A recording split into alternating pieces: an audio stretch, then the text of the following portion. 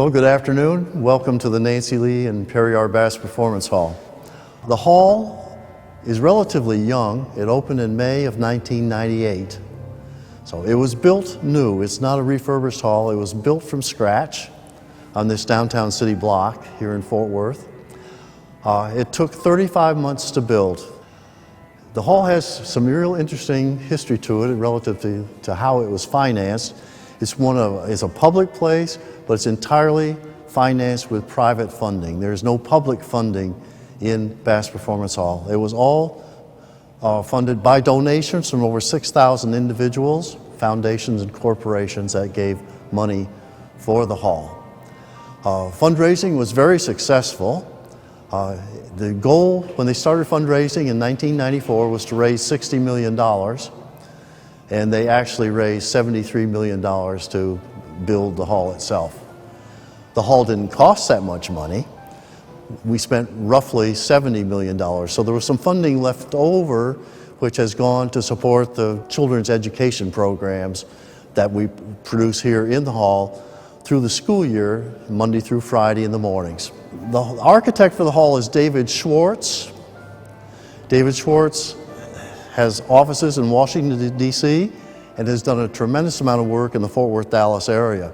Not only Bass Hall, but also other venues like the American Airlines Arena in Dallas, Cook's Children's Hospital here in Fort Worth, Sundance West Apartments, Tarrant County Courthouse additions, and those sorts of things. So David Schwartz is your architect.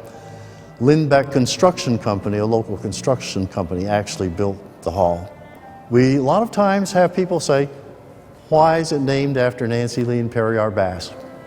Two very good reasons for that.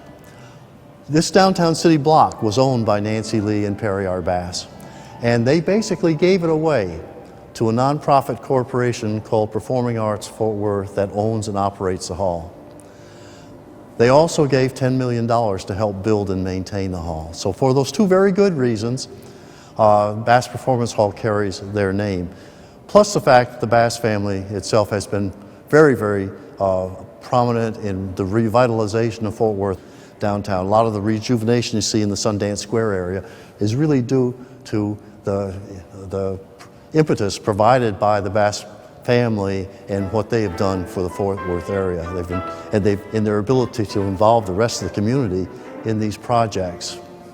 We're in the East Portal right now, and I'll point out the fact that back in the 1860s, Fort Worth was laid out in a grid network, the downtown grid network, and each block of downtown is exactly 1 acre in dimension.